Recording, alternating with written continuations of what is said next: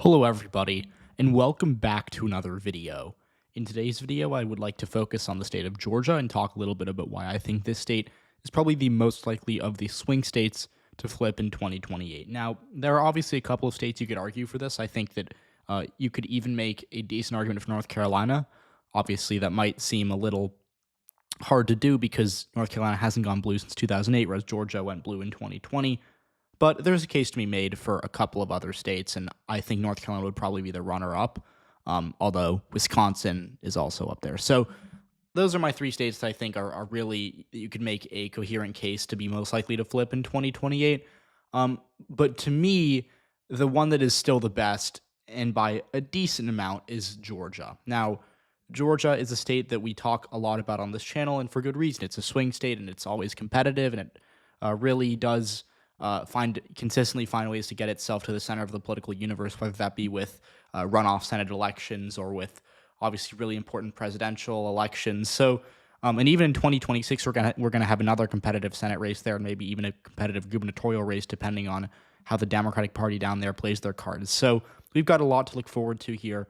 But I think that it's important to talk a little bit about why, even if Republicans and most likely J.D. Vance are able to win the presidency again in 2028, Georgia will probably, at least from what we know as of right now, be in the Democratic column, albeit by a narrow margin. So Georgia is interesting, and I think the first thing you have to really start out with is looking at how this state has trended over the past three presidential elections. So in 2016, and you can just do this math in your head, but I'm going to say it out loud so we're all on the same page here. In 2016, Hillary Clinton won the popular vote by about 2% nationally. She lost Georgia by 5%. So Georgia was 7% to the right of the country. It was 7% more favorable to Donald Trump than the nation as a whole. And then in 2020, what you saw was that Biden won the popular vote by 4.5%, and he won Georgia by about 0.3%. So Georgia was about 5%, a little less than 5% to the right of the country. So it did move left relative to the country, but only by about 2.3% or something like that. So the swing was left, and even adjusted for how the country as a whole swung, right, it was still a solid 2-point swing towards Biden. But in 2024, what you saw was that even as Trump won the country by a solid 1.5%, he won Georgia by around 2.2%. So Georgia was less than 1% right of the country, and it was 7% right of the country in 2016 and 5% right of the country in 2020. So even though Kamala Harris didn't really get anything out of Georgia last year because she lost the state, obviously, she did, notably, relative to the country, she outpaced Hillary Clinton as well as Joe Biden by pretty substantial amounts. So Georgia really moved a lot to the left last year, even though you don't really see a lot of people talk about it just because it didn't really, it didn't go blue anyways. So what that means going forward is that even if you don't think Georgia will move to the left at all in 2028, it's only about a point to the right of the country. So that would mean that if you were to predict Democrats to win the popular vote by anything more than like 0.7%, they'd be favored to win Georgia with all else being equal, right? And obviously that isn't fully true because demographics matter a lot and like the candidate you run matters a lot, but like that's just the baseline that we're talking about here. Now, more importantly though, Georgia is I would be shocked if Georgia doesn't move left again in 2028. And we've seen it like almost like a linear trend, and maybe not linear, but like consistently Democratic trend in Georgia, not only since 2016, but really since the Obama era. And what you see is that in 2016, it was 7% right of the country. In 2012, I think it was probably 10 to 12% right of the country. I don't know exactly the margin that I think Mitt Romney won it by like 8 or something. It was probably around like maybe 12, 13 points right of the country. So it moved to the left a lot in 2016, moved again in 2020, and then moved a lot in 2024. So I would bet that Georgia probably votes to the left of the country outright in 2028, just because it went from 7% right of the country to 5% right of the country to less than 1% right of the country last year. And so what that means is that, in theory, Democrats could lose the popular vote, they could lose the election, they could still very well win Georgia. And that is just kind of what, looking at bird's eye view, what this state is giving you, you will see that it has moved left, and it has done so in a really undeniable and unambiguous way. And so with that being said, what I now want to do is kind of take a look at this at a more granular level, as we often do on this channel. And obviously there are some parts of Georgia that aren't super left trending, right? And you can look at the 2024 electoral map, right? And you can really see that the majority of counties in the state, and obviously these are not districts, these are not adjusted for population. So, right, like an arrow here in Atlanta is a lot more valuable than an arrow in like a county in rural Georgia. But what you see pretty clearly is that, uh, there was no shortage of regions of the state that did move to the right. So one example I like to give is kind of the rural black counties in the center of the state, right? A good example, this is Burke County. This is the one that I like to highlight a lot. Hillary Clinton won this county in 2016, and then Trump flipped it in 2020, even as he lost the state, right? That was a really, I would say like a really substantial, like thing that goes kind of unnoticed, just because it represented that even as Democrats gained hundreds of thousands of votes in the Atlanta suburbs, they didn't gain a whole lot in these areas out here, because first of all, these areas are losing black voters, and they're rural and they're just a bit more conservative, culturally, and that is obviously kind of converging with their politics in the same way that a lot of these areas that are a bit more moderate socially, kind of like in the Atlanta suburbs, some of this I should say some of this, a big chunk of this comes from obviously more diversity, right? Like these counties up here are a lot more diverse than they were even 20 years ago. But there has been a bit of a shift to the left among white voters who have been, for example, living in these areas for a while. So it's a complex thing. But really, what I'm getting at here is that these areas have been more have been more culturally conservative. They've kind of converged with that. Trump won Burke County by 9%. And this was the county that voted for Hillary Clinton and Barack Obama. So there are areas of Georgia that are trending right. And even in kind of these, right, like Burke County has a substantial black population. That's kind of where the 45% that voted for Harris was mostly comprised of.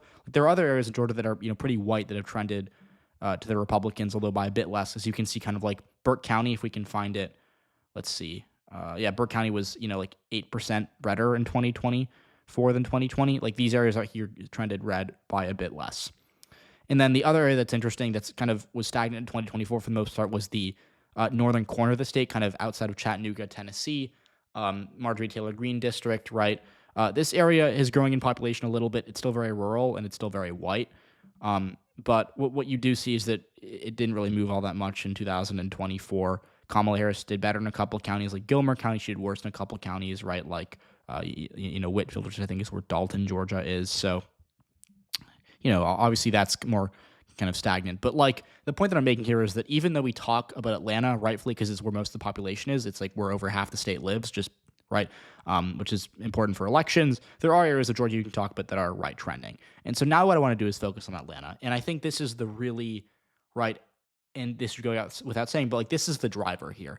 And first of all, you have to recognize that Atlanta now, and especially the Atlanta suburbs like Gwinnett County or Henry County or Cobb County, which all voted for Kamala Harris, are not the same as they were in 2010, or even especially not in like the 1990s, right? There are precincts, or even I think, there are areas beyond precincts, kind of like neighborhoods in these counties that were like 95% white in at the turn of the century, that are now incredibly diverse, right?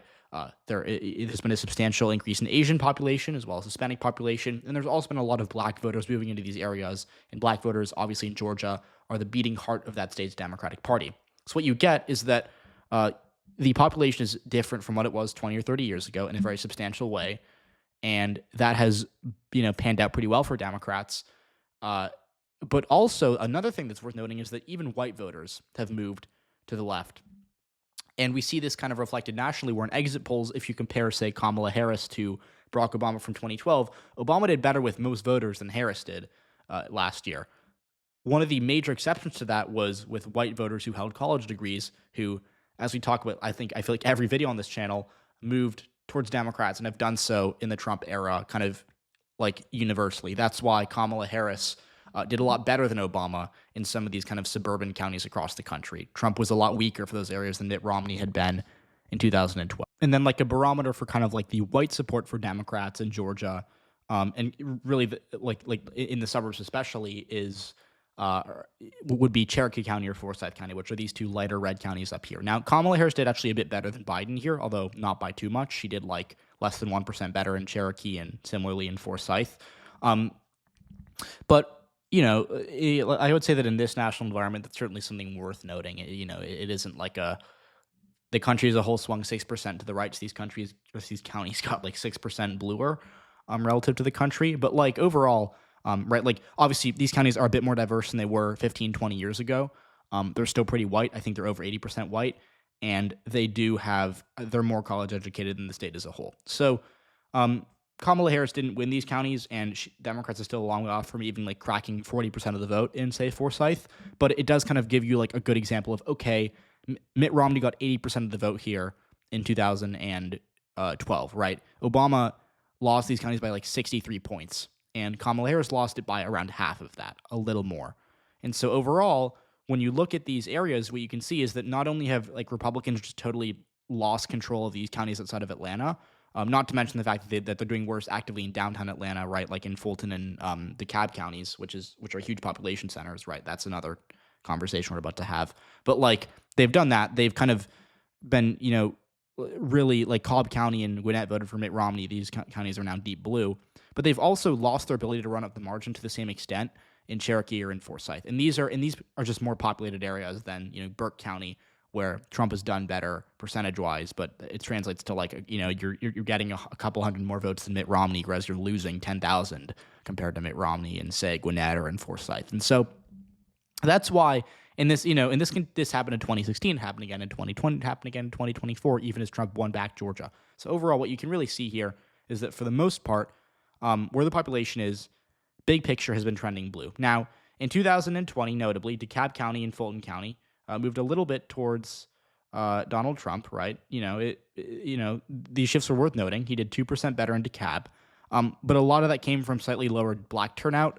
What we saw was that the city of Atlanta itself, in the precincts that were most black, we saw turnout drop a little bit, which pretty clearly hurt Kamala Harris. So, Democrats might have a turnout problem here, but even then, they were able to nearly win the state with a bit of a turnout problem. And in 2028, first of all, maybe Democrats hope they can fix that, but more importantly, the Republicans are bleeding at a faster rate in these areas kind of surrounding Atlanta. And so it's like a double trend where Democrats are gaining because these areas are getting more diverse. People are moving in. It's a growing area with a lot of young professionals. That's all, good for Democratic politics. But on the other hand, you also have white voters who were, once pretty solidly Republican and are still Republican overall, getting a bit less red. And so what does that mean? It means that even if Republicans have a good 2028, even if they do, well nationally and they maybe win the presidency again, Georgia's going to get harder and harder for them to win just because of the nature of the current coalitions. And that's why in 2024, even as Donald Trump won the country, he didn't do all that well in Georgia. He did well enough to win it. I don't want to take away from that, but he didn't do nearly as well as he did in 2016 in the state. He certainly didn't do as well as, the Romney and McCain did against Barack Obama. So that's why I'm pretty confident that Georgia will be the bluest of the big 7 swing states in 2028. Obviously, it was not in 2024. It was still redder than the Rust Belt. But nonetheless, I think 2028 is going to be the year that these trends really, really kind of not only just like I think they arrived in 2020 because Biden won Georgia, but that they really kind of changed what it means to win as a Democrat, right? Like right now, and especially like in 2020, we talked about like the blue walls being like the essential Democratic coalition. Georgia on the electoral map is now more valuable than Michigan or Wisconsin, right? So Democrats maybe now going forward they can afford to lose Wisconsin or lose one of these two if they win Georgia. So it's a very interesting conversation. We're going to keep having it, but please let me know what you think and let me know if you'd like to see a particular video next.